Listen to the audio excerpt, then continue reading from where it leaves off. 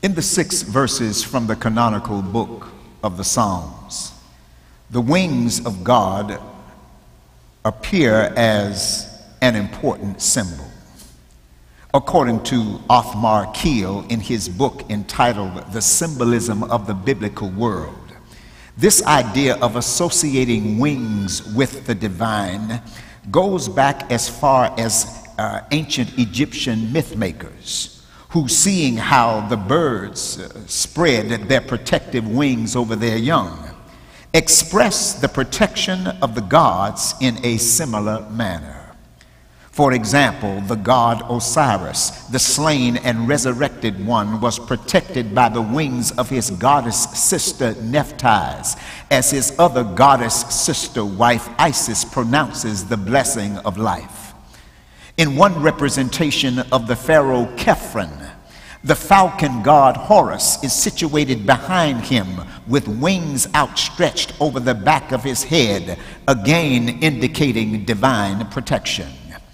Keel maintains that this motif, which originated in Egypt, was adopted in Palestine and in Syria at the close of the 2nd millennium and at the beginning of the 1st.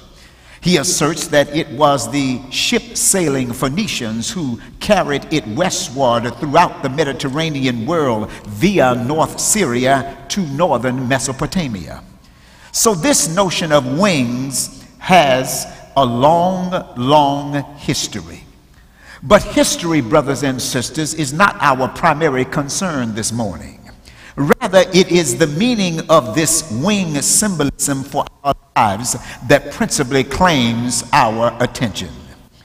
As we have already suggested, the wings of God is, in the biblical verses we have lifted up, all indicate the notion of protection provided by the Lord. This implies that we as inhabitants of this world actually need protection. I need not remind all of you that we do indeed need protection. For this is a dangerous world. We dwell under precarious conditions. Threats persist all around us. Safety, security, and thus peace of mind are sometimes hard to find.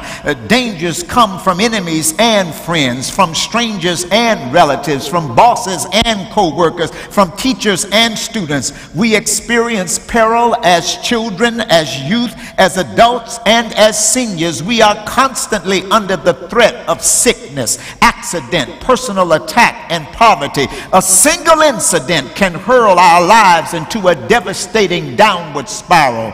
No matter how much time we spend fortifying our own defenses, we still have those vulnerable places in our lives that remain exposed to the hazards of our present existence. Indeed, we need protection.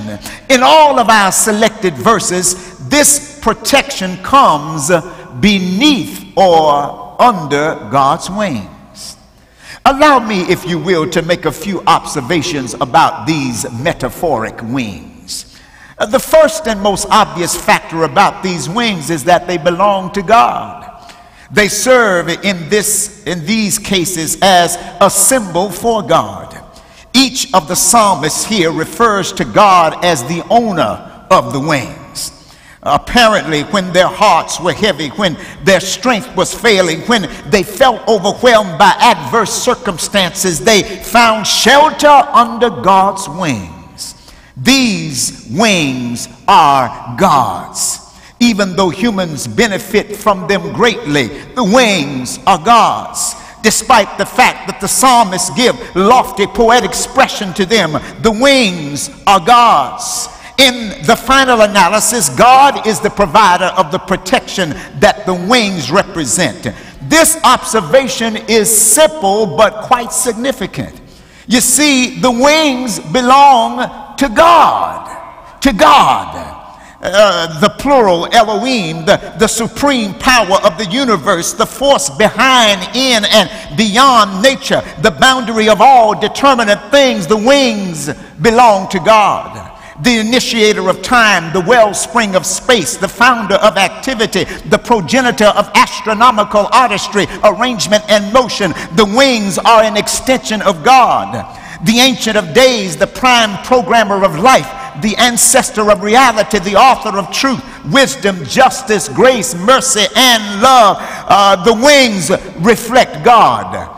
God omniscient, the all-knowing, God omnipresent, the all-present, God omnipotent, the all-powerful, God omnifarious, the one who is capable of taking all forms, the God, the holy and esteemed, the magnificent and awesome, the trans-empirical and super-sensible, the non-ordinary and the immutable. I said the wings belong to God. They belong to God. That's Augustine's foundation of truth. Anselm's that than which nothing greater can be conceived. Thomas Aquinas's prime mover and efficient cause. Rudolph Otto's mysterious tremendum. Paul Tillich's ultimate concern. James Cone's God of the oppressed. Sally McFee's a lover, mother, and friend. These magnificent protective wings belong to God. Unblemished in appearance, infallible in deed, unerring in word, unfailing in loyalty. This is the God who sits high and looks low, who has every hair on our heads numbers, who does not faint or grow weary, who is the author and finisher of our faith. This is the God whose truth is everlasting and whose mercy endureth forever. This is the God whose ways are higher than our ways and whose thoughts are higher than our thoughts. This is God, the source, the foundation, the creator, the sustainer, the reliever, the defender, the inventor, the molder, the power, the glory, the immortal, the light.